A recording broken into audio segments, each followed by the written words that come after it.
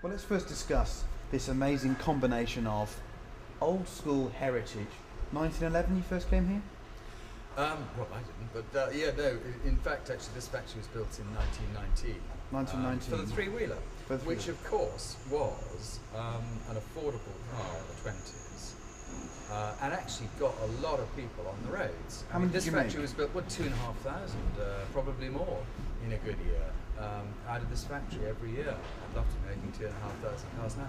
But then, of course, they were also made under license in France. It's the Darmont Morgan, another 600, perhaps even 1,000. So Morgan three-wheeler in the 20s was a very, very successful car, and of course made the company a lot of money. Really set the company up for the next sort of 20-year period. So 1919, the fabric of this place is created, and now we're talking about vehicles from the Classic through to Aero 8, so now 7 years old, through to Aero Max, and also life cars. So we've got probably unique in the British car making industry, something that's got real heritage, provenance. It's a luxury item, but is also incredibly forward looking. Yes, I find that's unique in England, isn't it? I think it probably is, that sort of continuous history. I mean, interestingly enough, we do have records dating right back to the very start of the company, which was 1911. I mean, for example, we have the turnover and profitability of the company. We have the R&D spend, I think 1 year at 70 quid. So, we've had these incredible records and this incredible sort of deep ingrained sense of history of car making, albeit in our rather maverick Morgan style. But combined with that, I mean, other things are quite surprising. Like, for instance, I came here in '85. I think now 85% of the workforce have churned over. Now, that's not because I've got rid of them, I promise. It's because they've retired or they've gone on to do other things. So we've got a very young workforce now. We're looking, obviously, at actually bringing in more and more graduate students from the engineering world. So we're opening ourselves up to new ideas, new engineering concepts. In the last 20 years, of course, we've gone through the whole electronics revolution, the whole of the revolution in terms of our structures, of the materials that we build the car with, bringing in adhesive bonding, bringing in laser cutting, bringing in superplastic forming. So yes, you have got that combination of deep ingrained tradition and skill and craftsmanship, but with the latest ideas and technology. And I think the two together do make for a very interesting mix. If you were cooking, something good probably would come out of it. The chassis actually is built for us by Radshape. It's an aluminium structure. The aluminium comes from Nectarstadt. It's the same place where they make all the aluminium for Jaguar, and it has that clever pre-treatment which allows you to apply the adhesive, and then under a certain heat condition, the adhesive actually bonds with the surface of the aluminium. So you do get an immensely strong, stiff structure. The concept of gluing aluminium together still, even though Lotus did it a long time ago, it still baffles me. It's just the thought of putting glue between two bits of metal. It's interesting. That's why we Bullhoff rivet. Basically, it's because we still, although they've been testing this process for the last 50 years, we still find it also nice to have these sort of secondary rivets. This chassis is racing in international sports car racing. With the Lamborghini, with the Ferrari, with the Viper, with the Corvette and the Ford GT, and doing very, very well. So, it's certainly stiff enough for an open-top road car. Can I have a look at this front suspension here? This is fascinating. I hadn't seen this before. Have a look at this. So you've got double wishbone here, conventional, although the top bit's solid, and inside here, With a bespoke upright, of course. Look at that. With very sophisticated wheel bearings as well. and there's a lovely casting in there, really nice casting in there. And of course a wheel speed sensor. So this is sensing the wheel speed all the time and feeding it back to the computer. So that's why we've got ABS, that's why we've got drag torque control, that's why we've got complete knowledge of each wheel. If you poke in here though, single spring and damper unit here, so it's effectively fully inboard. Isn't that clever? And it's built as a Bilstein damper, is it? What happens with that, of course, is it's going into a very strong part of the chassis, so you're getting minimal movement of the suspension mounting. It's really nice. It is full of lovely little design touches. Come and look at this. Look at this washer bottle here. Look how neat that is. So washer bottle, ABS units, ABS control units. Absolutely. It's just Under that, the power steering, which is hydraulic electric, so it's power assisted, of course, but a certain amount of hydraulics and a certain amount of electrics. the motor itself internally is standard BMW, is it? Oh yeah, oh yeah. No, we to get our emission levels and to get our reliability levels, we don't want to meddle with their process of building an engine now. The Fascinating. software will be written for us, but not the actual build of the engine. How much of a learning curve has the electronics been for you? Well, all cars have had, ECUs for a long time now, so we've grown up with it sort of over the last 20 years, I suppose. We're reliant on our partners like Bosch, to understand the algorithms and all that kind of thing. And it's not an in-house speciality.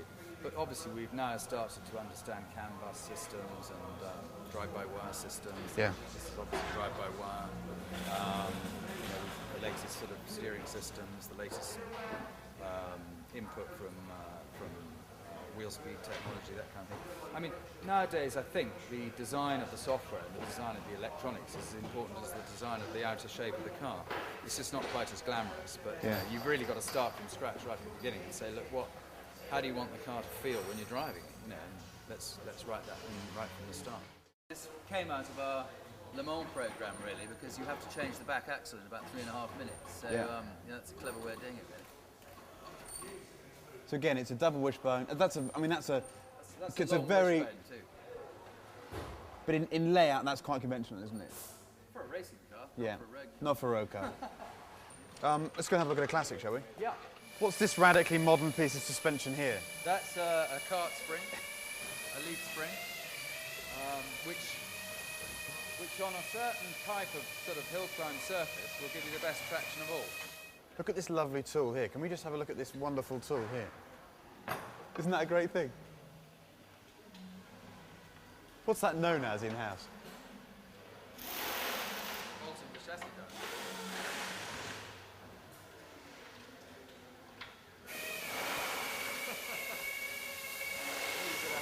That is proper, isn't it? Yes! Do you think that this is as much to do with the fact that with current environmental concerns and future environmental concerns, the legislation that we're going to have to meet as, you as manufacturers and us as consumers, is actually coming to meet you and your philosophy of doing things, i.e. low mass and efficiency? I mean, it just seems to be, is it as much because you're in the right place at the right time at the moment, or because as the fact that you're doing things right? I think it's a combination of the two, to be honest. I think we've been very lucky. I think the world has come around to our way of thinking a little bit. On the other hand, we would never have survived if we'd stood still. And don't forget, part of that is using the latest technology. So it's no good just building cars in the old way if you're not using the latest technology, the latest materials, and for instance, water-based paint, to cut your environmental emissions.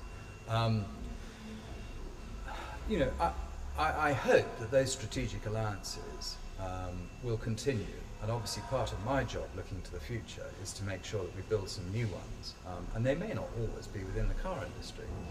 Certainly the electronics industry is always biting at the door and saying, look, hang on a minute, why don't we as Microsoft produce the perfect car with all these things? I don't think they've really got there yet, but certainly with electric motors, hybrid cars, we are looking at other alternatives other than the conventional motor industry route. I think that's what makes us quite interesting and what makes the specialist car industry interesting. We can do things that the major manufacturers probably wouldn't dare do. Yeah. Or if they do them, they have to think in such huge volumes that it's just not worth it anyway. So some of the more interesting technologies may come from the low volume producers first before they go into mass production. That would be my argument anyway. So this is the wood. This is where the wood comes in. You are famously associated with wood. But these floorboards used to be steel, but the problem was that they rusted. So marine ply, that's good for putting in the water for about 20 years. So basically it probably lasts longer than the steel, even the galvanized steel. So it makes a hell of a lot of sense to have the floorboards made out of marine ply. And that's the only wood component left in the vehicle? No, you'll see that Is there's it? the frame. Yeah. The frame is built up.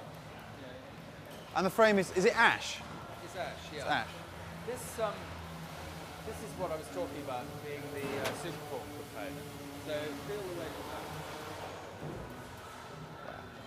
And the accuracy of it. Well, the accuracy of that will be similar to a jet engine, yeah. Passing a jet engine. That is just beautiful. How many people want them? Have you done a naked car yet with no paint on it, just like that? Only from those shows. It would last quite well, actually. Would it? Yeah, I mean, we've done a few polished ones. They're slightly hellish because if you put lacquer on it, then it'll go brown, and if you don't put lacquer on it, you've got to polish them every sort of 3 months or so. But Okay. typically, from start of a chassis, going out the door there is about 4 or 5 days. Right. So, depending on the model, it's quite a quick process to. Can we just have a look at the frames? By using ash, we increase our environmental credentials because essentially, for every tree that is used by us, we're absolutely certain that there's 3 or 4 being planted. So now it's the young trees that are actually cleaning the air and creating air quality. It's not the 100-year-old ash that we're using. So we're encouraging that process of cleaning the environment by using wood. So, why ash? Well, for 2 reasons really. One is that ash is a very durable hardwood. So, you know, if you had ash, for instance, in your house as the material for the window frames, you wouldn't really have to paint them, just treat them and they hopefully last for as long as the house. But the second reason, apart from durability, is that ash actually has quite good qualities. It grows very, very straight, and the grain is very even, so you don't get masses of knots in it. Yeah. Whereas with oak, you tend to get a lot more knots, so you get a lot more wastage out of oak. And as you see, we're laminating it, so that means you're putting the grain in different directions, and that, of course, massively increases the strength of the wood. You know, that's a bridge, if you like, that you could bounce up and down on all day, and it would never, ever, ever break. And that's what we use, for example, for the spars in the Aeromax over the roof. So compared to, this is effectively a composite material now, isn't it? It is really. Yeah. No, as I say, I mean, I think it's the sandwich between the aluminium. If you think about it, you've got the aluminium wing, and the aluminium body. You've got the aluminium chassis, and all this is doing really is just acting as the sandwich in between the 2 bits of aluminium. So our crash testing honestly is massively improved by putting ash as a former in between the. And this is just the press where you create these. Yes, this is the old press with the old Relaunch, yeah. Look at those. They are fantastic. But this laminate of ash will probably outlast the car. In fact, there was somebody who had a picture, I think, of an old 1950s car in a field, and almost everything was sort of rusted to bits, except for the wheel arch, which of course looked like it was brand new. This is also ash. I mean, this is half the aero dashboard. We've just chopped it off for a demonstration, really. What I think is important about using wood as well in a Morgan is that it doesn't just look nice, it also feels nice. And if you feel that, that's the way we finish it, an aero dashboard. And so with age and with, that will always feel like that. It will always be of that sort of quality. You know, that's very different from veneering a piece of aluminium, with all due respect. Yeah, I think you're right. Very, very different indeed. I'm not going to rub it too much because I look weird. What I quite like about this is the fact, I mean, I say this quite a lot, but you know, that to me looks like a very high quality gun stock, you know. And if you buy a Purdy or a Holland & Holland, you'll get a piece of barrel on the end of that, and they'll charge you about the same as an Aero 8. But we put a BMW engine and an automatic gearbox and some. So I think it's a better deal, actually. Fair enough, fair enough. Yeah, point taken. Sorry, it's a bit odd rubbing bits of wood, but there's something going on here. I've never seen this before. This looks like a large wood workshop, which is what it is. Just happens to have some metal and some cars lying around as well. It's fascinating. So going back 10 years, how brave did it feel to think, here we are, we make a traditional sports car, ash frame on a steel chassis with leaf springs at the back, and we're used to doing this sort of thing. What we're going to do is we're going to get a bonded aluminium chassis, we're going to stick a BMW engine in it and some some very distinctive bodywork, and we'll go racing with it, and we'll completely reinvent Morgan effectively in the space of a year in terms of the public perception of the company. I mean, I suppose given what we forget is that, as you've hinted now, Morgan is quite a maverick, interesting, very changeable car company, and has been in its history done some quite revolutionary things. Well, I would argue that my job isn't to reinvent the company. It's simply to find the good bits in the company and the good bits outside it and put them together. Yeah. And as you quite rightly say, Morgan has been renowned for innovation as well as tradition. The three-wheeler obviously was an innovative product. Disc brakes appeared first on a Morgan Plus well before Jaguars, I believe. The fact that we fitted the Rover V8 engine before anybody else. I mean, the only other car that delightful little 3.5 litre V8 engine was in was Harold Wilson's sort of great big limousine outside number 10. We were the first to put it in a decent sports car to show what it could do, well before the Range Rover, for example. So I mean, I don't think it's being fair to Morgan to sort of categorise them automatically as being, only tradition. And that's never been our brief. Having said that, there are now challenges, I think, which mean that we have to really rethink the whole way sports cars and luxury cars are built. And so I think Morgan is quite well placed to enter that argument and to enter that arena. And some of our ideas, I think, are perhaps very forward-looking. You mentioned lightweight, but also just purely the concept of designing the whole car as a single entity. The Life car is delightful because the heaviest part of the car is right down the backbone inside the wheelbase. We haven't gone for wheel-mounted motors because we want a car that drives really well with a very, very low unsprung weight.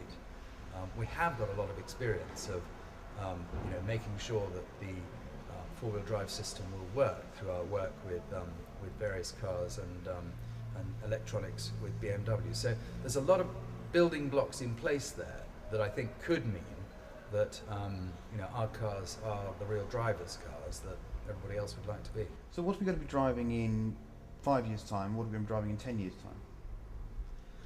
Well, I would hope we'll be driving cars that still have a lot of panache and style. I mean, that's one of the reasons I believe actually the basic shape of the Morgan, which incidentally is such a sort of distinctive shape. It's, I think, the only car shape in the world that can be registered as a trademark. Normally you can only do your radiator.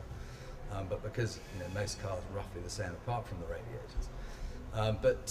No, I think that in the future we'll be driving cars that the drivetrain and the powertrain is completely different. And is that 5 years away or 10 years away? I would think it's 10 years away. But having said that, certain things will start to come in within the 5-year timescale. For, as I say, these early adopters, for these people who want to be the very first with the car before anybody else.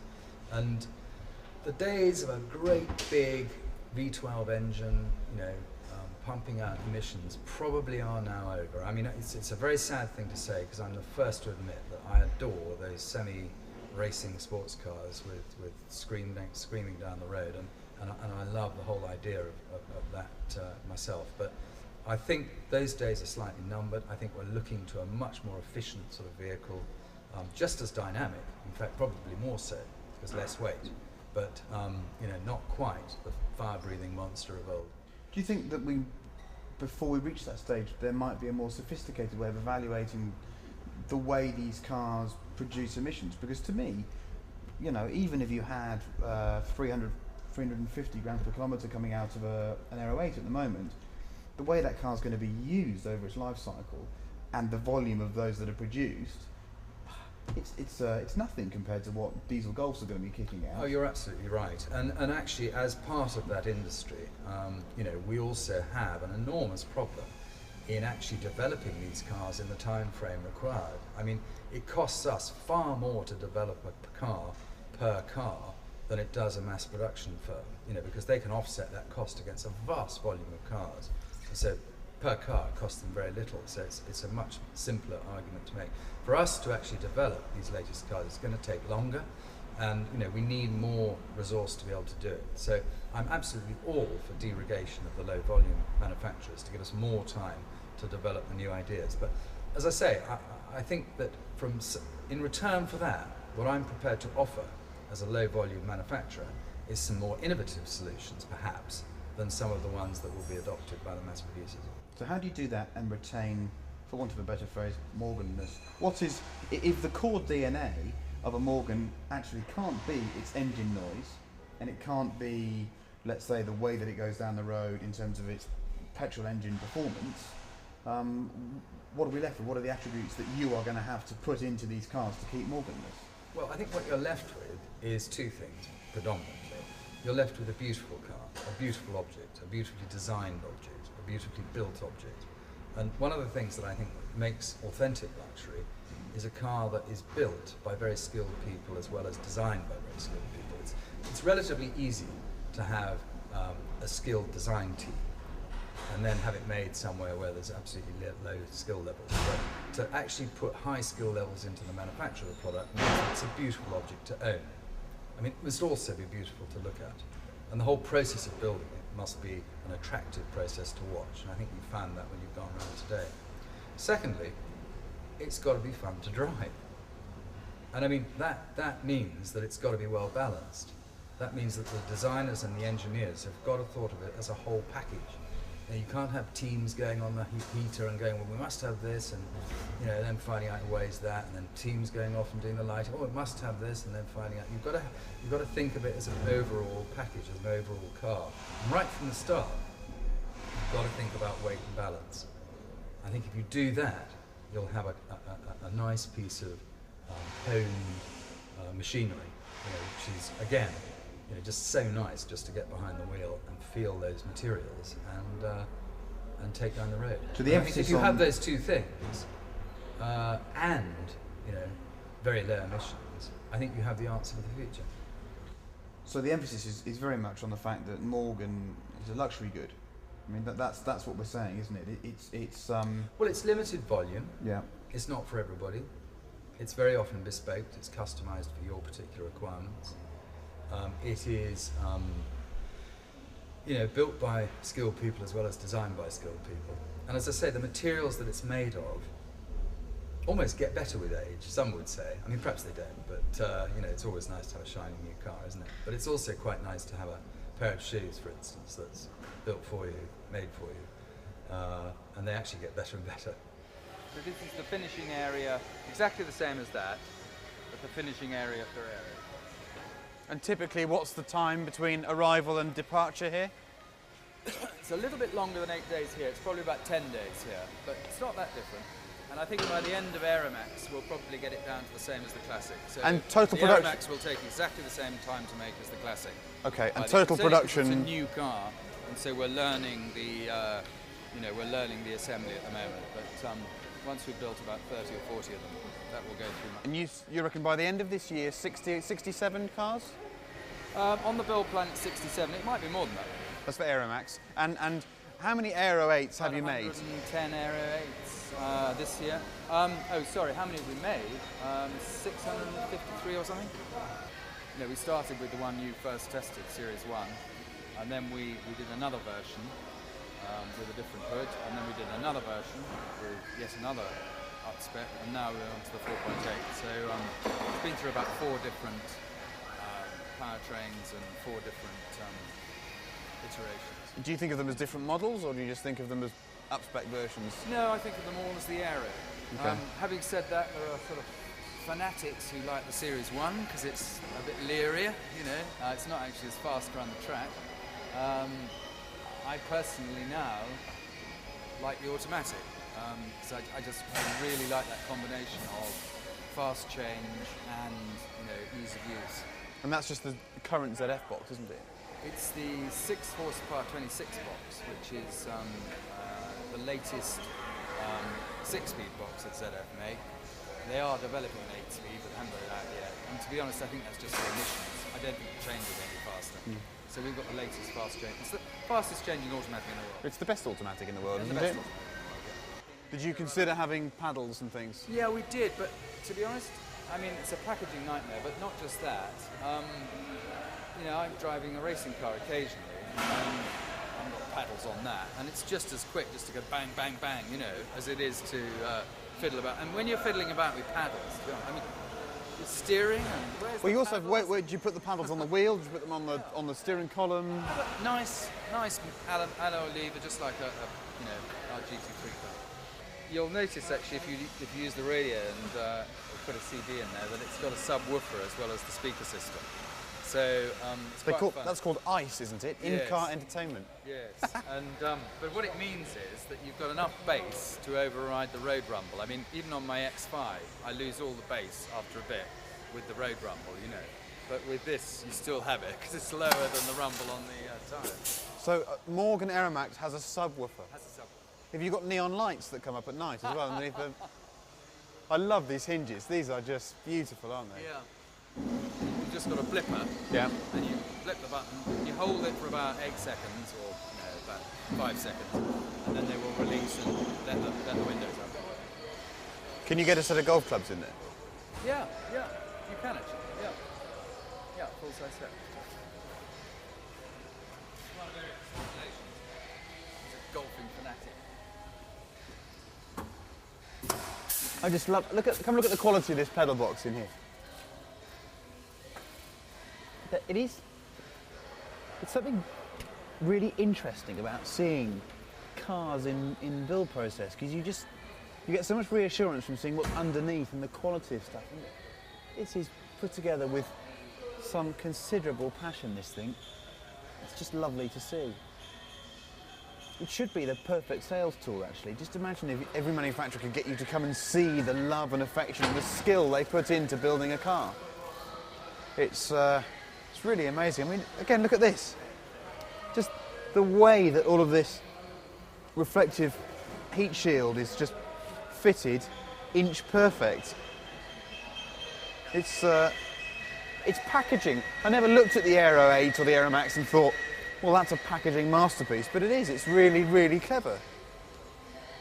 We're doing this at the back end of having walked around the factory, and it is a completely addictive experience, actually. I mean, to go from seeing a bare chassis to seeing someone working wood, to see the plies being put together, the ash plies being put together, to the finishing process. Can I relate it a little bit to a bit of your experience? Yeah. I believe you own an older Porsche, Yes. and I believe you think that's probably the best car in the world. I love it. Well, shall I tell you why? Why? Because it's an old car, you're very used to driving it, you know all its foibles, it's beautifully made, it was made by enthusiasts, it wasn't just designed by enthusiasts, has a great history, and it happens to look rather sort of curvaceous and beautiful in your drive. And it's the colour you wanted, and it's a fairly unusual colour.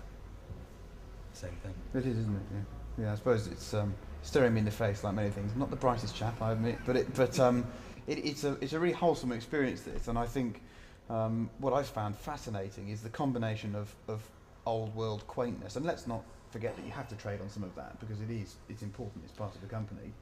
No, it's more than that. It's the DNA from which we come, and from which all the ideas sort of percolate. Yeah. You know, of course you can't repeat the past, but what you can do is you can learn an awful lot from it. And Morgan's lucky to have this sort of very diversified past. I know it's mostly been, sporting cars, but it's still a very diversified past, and that's an inspiration to all of us. So when are we going to see a three-wheeled Aeromax? I thought you'd ask me that, yeah. I was waiting for the three-wheeler question. The trouble with the three-wheeler, to be honest, is that everybody thinks it's a great idea until they actually come to do it. And we've had Mercedes have a go, we've had Volkswagen have a go. They all mention Morgan in their publicity blurbs, interestingly enough. Yes, very sweetly. They say, this follows a similar path to the Morgan three-wheeler many years ago. And Grinnell have had a go. I mean, I could name, many more. Peugeot have had a go. Nobody actually goes ahead. So, I'm just waiting for the right moment. So the message is that it doesn't actually work in the modern environment, do you think? I don't know. I mean, I think certainly at the moment it doesn't work. No, obviously. But whether in the future, I would never rule it out. But the fact is, at the moment, better people, more experienced people than me, have rejected the option at the moment. And the other problem I've got is actually I've got a three-wheeler, and it's a 1931 Jap 1100cc Super Sports with the beefy back. Could you improve on that? Not really. Is it that good? It's that good. But they are remarkable things. I have to accept. We've got some questions here from yes, we from have. some people that I haven't wrote got the in. names. Doesn't Can matter. you give me the Doesn't names? matter. They'll know who they are. Don't worry. Because they. Well, they're on obviously, the site. I was asked about fuel prices and Yeah. whether sort of that would mean downsizing engines. At the present point in time, we're quite proud of our economy with both V8 and four-cylinder and six-cylinder engines, because we fit all three. I mean, for example, I think the new 1.6 litre 4.4 Sport will return 45 miles to the gallon, which is a very economical sports car indeed, but still gets to 60 in just over 7.6 seconds. But that's because it weighs under 800 kilograms. The aero, you can, so long as you don't put your foot absolutely flat on the floor, achieve 30 miles to the gallon relatively easily, especially with the automatic. So again, I think that's a very, very the price of petrol the way it is, that does mean you're going a long way on your tank. I noticed it particularly because I've got a family car, I've got an X5, which had our old 4.4 engine, and by God, the fuel economy on that compared to an aero is a big, big difference. So I can't see us going away from a V8 in the immediate future. I mean, as you probably know, the 4.8 is one of the most economical V8s on the market, and that makes it possible. So 5 years, another 5 years of that engine? In fact, that engine has actually got a life, at least 5 years. So that's part of the reason why we fitted it, is that they have got a product life cycle on that engine quite a long way. And of course, it meets the latest emission standards for both America and Europe. That's good news. That's at least 5 more years of grunty sounding Morgan product. Exactly. Good. With economy. Good. I was asked about our construction methods, and obviously we've gone into that in some detail this morning. But the key points, I think, to mention really are that the alloy, whilst it's not quite as light as carbon fibre, is very, very close, and that's what really gives us both our quality of manufacture plus our lightweight for the engineering side of things. And as I've mentioned, the wood being part of that and being the inside of a sandwich, if you like, between the two pieces of aluminium of the chassis and the bodywork, means that we do record some very good figures in our crash testing. And of course, having fitted airbags, we've done the full crash test program for America as well as Europe. And I think while I've been here, we've crashed at least 50 cars. Does that make you wince, or? Well, it does to one extent, yes, because obviously it's a shame to go through these programs, but on the other hand, it's a very good thing because they're all filmed. There's these high-speed cameras, the fastest speed cameras in the world, and you do get an enormous amount of engineering data out of every crash test. So to an extent, it does improve the product. You iterate and change the design and make it even more strong after every crash test, whilst keeping the weight down. So, I'm actually very proud of our crash test program, and it's difficult though because you can't really sort of show lots of cars being destroyed as part of your marketing effort. But Morgans do perform enormously well, and Mara, for example, when we first fitted the airbags, were just completely amazed that we achieved these low injury criteria, some of the lowest they've ever seen. And they put it down to 3 things really. One is obviously the car has a very long bonnet, and that gives you a lot of crush area. Secondly, particularly the aero chassis with its aluminium is wonderful for deforming. I mean, it's actually an extrusion at the front, which crumples up just like a concertina. So it takes all the impact within the extrusion. So in fact, you can have a pretty good impact with an aero and just replace the front of the car. It doesn't affect the cockpit at all. And thirdly, to be honest, it was the wood. And the wood acts just like a sort of cricket bat and a hammer handle, and absorbs energy, takes it in the fibres, and stops it going into the dummy or into the cockpit of the car. So there's a lot of sense for our method of construction, both from the point of view of safety and lightweight. The third question I was asked was, why are the old wings on the GT3 car? And I'm the first to admit, I think that's absolutely appalling and it's a disgrace. They are gradually using the new wings as part of the program, and I'm sure in all their press releases they will, but the fact is, don't forget, the car was built in 2006, 2007, all three cars before the new wings came in. Somebody said lack of TVR means that there's a hole in the market, and I would wholeheartedly agree with them. I mentioned to you the strategy difference between TVR and Morgan. That strategy difference, I think, in essence, is that TVR spent a lot of money on motor racing, built their own engine, didn't spend quite as much on homologation, and as a result were confined in their marketplace to mostly the UK. And when they actually did see a downturn in the UK market, they weren't particularly well protected. And building their own engine did give them enormous problems in terms of getting the quality up to standards like Porsche and BMW. Morgan fulfilled or carried out in the same period a completely different strategy.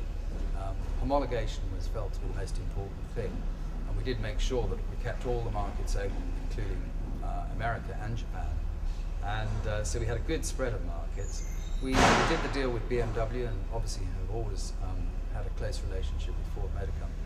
So that gave us access to, for instance, the BMW V8 and the Jaguar V6. And we also developed a new chassis in the same period, which again helped us not just with homologation, but with, we did a little bit of motor racing, not as much as TVR, and had a very similar lack of success, if you like, at Le Mans. But having said that, I think we're now in a situation where we can capitalize on that strategy.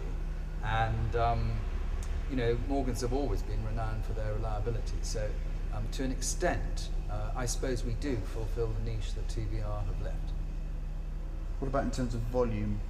What would be you're doing 750 cars a year at the moment? Yeah.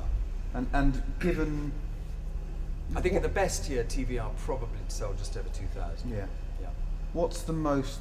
Because we know that there are two restrictions. The first restriction is how many cars could you make from this facility here today? 1,000 a year?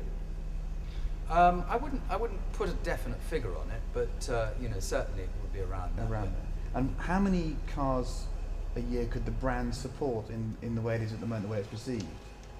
Well, I mean, I suppose our waiting list is somewhat a sort of criterion of that. The fact is that there is a long waiting list, and to be honest, going into the centenary, we want to do something about that. Essentially, something that's made for you, something that you decide on the exact colour out of 50,000 different varieties, that you decide on the exact leather out of 60 different heights. That you've got to wait for it. You know, there's no way you're going to have that off the shelf or even built extremely quickly. The fact is, though, that Morgan should also be able to build an entry-level car. And so to that end, we've announced the 44 Sport, which will be a car which you can only have in 5 colours. It'll be a specification that we've decided is the best for that car. You know, an attractive, sporty-looking car, a little bit of negative on the front, nice wheel arches full of wheel, good-looking sports car. And that will be available at £26,000, more or less off the shelf. We'll build it when we want to. The parts will be in stock. We won't have to order special parts for the customer. And when the capacity of the factory is freed up a little bit, we'll build more than obviously when we're flat out building a luxury model like the Aeromax. So to an extent, I think we are going to achieve higher volumes than we have in the past. I was asked about the Plus 4 Plus, which was a fiberglass coupe built in the 60s. And we're all actually very proud of that car. It was partly designed by my dad, too, Peter. And I think has got better with age. It looks prettier now, perhaps, than it did even when it came out. And it's a great stimulus for sort of ideas. But having said that, I think that fiberglass probably is not our thing. And one of the reasons why the car was not very successful, in fact, I think only 26 models were actually sold, was because I'm of the opinion it didn't fit with Morgan's DNA. In fact, the body was made somewhere completely different to Morgan. And when it was first announced and when it was first shown to the workers here, they didn't give it the thumbs down, but they weren't over enthusiastic about it. And I think that was because at the time, all the sheet metal guys and all the woodwork guys Thinking, thought, this is it, this is yeah. the end. I'm not going to have a job if this is successful. So that was one of the reasons. But the second thing, I think, is that, to be honest, we're now driven by very, very distinctive shapes. And those combined with aerodynamics are the way Morgan's going in the future in terms of styling. And the Plus 4 Plus is a little bit more Lotusy than we would actually expect that direction to go. The Life car, I was asked whether it was going to enter production, essentially. As with anything, it's all very well producing a prototype, even a show car, but there's an awful lot of work from getting that to a production reality. And in the case of the Life car, of course, just like any one of our V8 engine cars, the software will have to be written to make sure it's both safe and fit for purpose on the open road. And you do that typically by, if you're developing something like the Aeromax, a year and a half with 4 or 5 vehicles, software guys sitting in the car with computers being driven, programming settings and programming the car itself. Don't forget, with four-wheel drive, you've got the potential for four-wheel braking. You've got all that energy from the braking process to be put back into the capacitors. So it's a very complex algorithm for the software guys to work out how that car operates in all different circumstances. And then you've got the challenge, of course, with very, very cold climates and very hot climates, and keeping the thing both cool and operational in cold climates. So please don't think that car's on the market in a couple of weeks. Having said that, I think the technology is absolutely valid, and I think the design is quite clever. And I see a combination of the technology and the design coming on the market sooner than we think. I wouldn't like to put it further than that, but the fact is that, just like with other things, I think it would be worth putting down an expression of interest if you really are interested, because there's no doubt that the process will be quickened if we feel that there is genuine customer demand for this sort of car, rather than just the traditional Morgan with a four-cylinder. So you heard it here. If someone was to place a returnable deposit with you at the moment, we wouldn't ask for a deposit at this stage. We're asking for a letter of interest. A letter of interest, and then, just as we did with the Aeromax, we'd then probably get back to you on a personal basis and say, look, what is the specification you really want? And then out of that, produce a car that, for example, 100 people were prepared to say, and they did it in the space of 3 months actually, I've got to have that. And that probably means a deposit. The whole point of the Life car is that we captured some of the essence of Morgan, which are in the more traditional cars, and the qualities that were in Aeromax, but then moved them on to that next stage. And also helped to sort of describe to the rest of the world, very obviously, what Morgan's about. And you'll see from some of these things, the whole point of Life car is that it's extremely lightweight. We're using real materials, and the basis is that we've literally got the laminated seats. Basically, that's one piece of laminated ply, which is which I don't think any of the manufacturers could get away with doing. But we can take a piece of ply, veneer the thing, make it look make it look like $1 million. Literally put leather pads in there. But the point of it is that it's very lightweight compared to a carbon seat. I mean, this thing's out of a McLaren SLR, and it's incredibly heavy by the time you've got all the mechanism in it. What we wanted to do was to try and get some of the comfort that's in that thing, but do it the Morgan way and show it off in a Morgan way. And it means that because the laminate's actually got its own spring in it, when you sit in the thing, I mean, obviously it is compact because of the size of the tub, and the car's only 1.10 meters high, so it's very, very low. But because it's also the dashboard, it exposes to the world the sort of the qualities. So you've literally got the aluminium tub with all that modern detailing in that modern design. And then we've got the more traditional laminated seat, which is old technology, which we're sort of moving into by the process we're using new technology to actually manufacture it. And then we've also got the laminated spines, which then hold in place the hand-beaten aluminium body. So it's literally aluminium chassis, wood with patches of leather, and then the aluminium body. All real materials, all done in a very traditional coach-built fashion. I mean, this car, the process is we did from the sketches I then produced a very quick clay model. From the clay, we then scanned the surface. Once we'd scanned that surface, we then produced an alias model, which is exactly the same as CATIA CAD. And then from that, we basically we cut the CAD model up in slices in both directions, and then the line that was left, we basically made a huge egg box, and then hand beat all the panels around it. So it's still a traditional process making these concepts, but there's a great freedom in it as well, because doing the full-size clay is fantastic. And, all the OEMs do it. I've got mates at BMW who tell me how fantastic it is to do huge clays and plasters in Italy and stuff. But being able to work in metal with the guy who actually hand beats the panels is great, because you can actually see the work there in front of you. The other thing is that in metal you see a lot more tension in the surface. With clay, it's completely dead till you either paint it or put Dynoc or something over the top of it.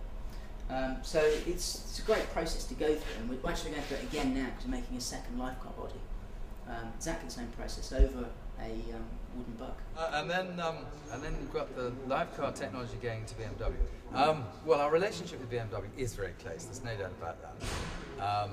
I think we get an enormous amount out of it, as does probably everybody in the outside world.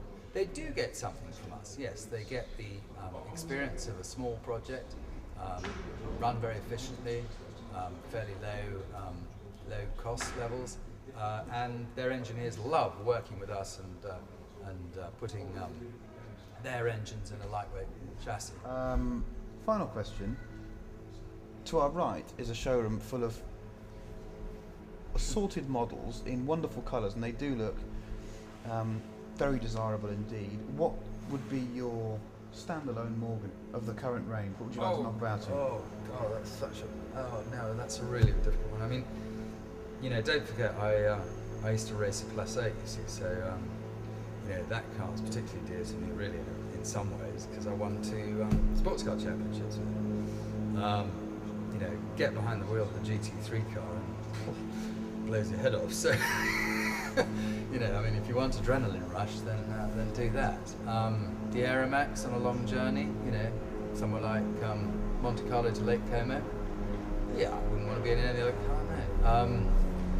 3-wheeler for a very hot sunny day around a twisty country road. Ask a man a simple question. So I've asked him one car, and he's told me 3-wheeler, plus 8 race car, GT3 race car, and an Aeromax. It's got to be an Aeromax, hasn't it, really? I think for all-round car, yeah, of course it has. But that's reflected in the price, I'm afraid. Okay. Thank you very much for your time, Charles.